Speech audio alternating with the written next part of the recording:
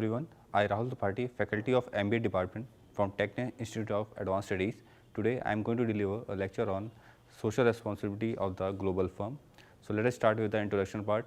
CSR is concerned with treating the stakeholders of the firm ethically or in a responsible manner. Ethically or responsible means treating stakeholders in a manner deemed acceptable in civilized societies. Stakeholders exist both within a firm and outside. The wider aim of the social responsibility is to create higher and higher standards of the living while preserving the profitability of the corporation for peoples both within and outside the corporation. Some companies use the terms corporate citizenship, some the ethical corporation, while others use good corporate governance or corporate responsibility. The Global Reporting Initiative, that is GRI, is currently the industry leader in providing a set of voluntary principles for companies in the areas of CSR. The Global Reporting Initiative was initially convened by the Coalition for Environmentally Responsible Economies, a non-profit coalition of over 50 investor, environmental, religious, labor and social justice groups.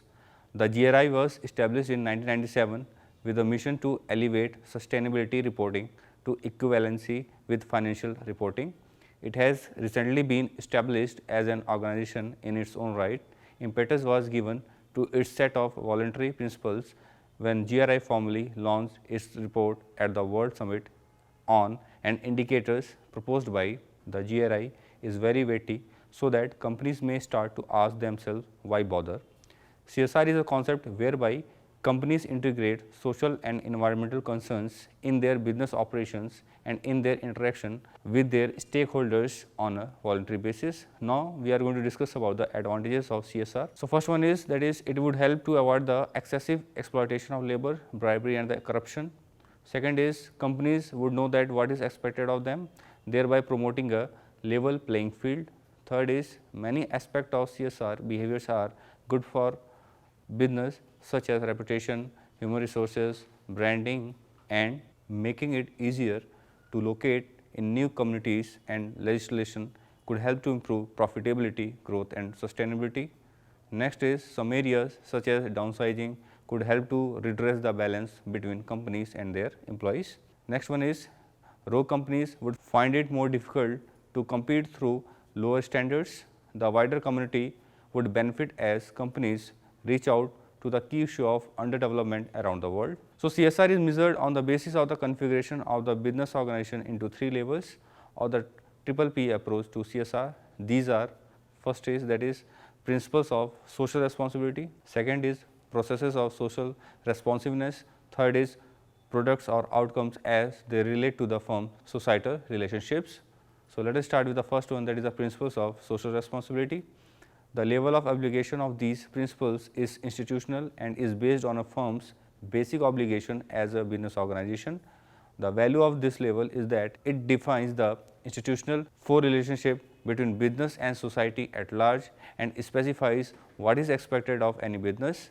It has 3 major elements. First one, legitimacy concerns business as a social institution and frames the analytical view of the interrelationship between business and society. Next is public responsibility concerns the individual firm and its processes and outcomes within the framework of its own principles in terms of what its actual does. Last one is that is a managerial discretion, whereby managers and other organizational members are moral actors within every domain of corporate social responsibility. They are obliged to exercise such discretion as is available to them towards socially responsible outcomes. Now, friends, we are going to discuss about the second element of the approach, that is the processes of the social responsiveness. Corporate social responsiveness consists of the capacity of a business to respond to social pressures.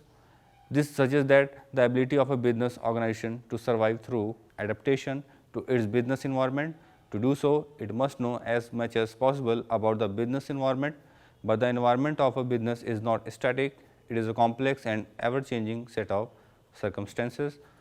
So, now friends, we are going to discuss the third important approach, that is the outcomes. Internal stakeholder effects are those that affect stakeholders within the firm. It may also be concerned with human resources policies such as positive or negative effects of corporate hiring and employee benefit practices.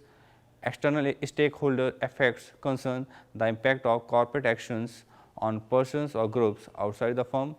They may involve, for example, the negative effect of a product recall, the positive effect of the community-related corporate philanthropy, or assuming that the natural environment is a stakeholder, the effect of toxic waste disposal.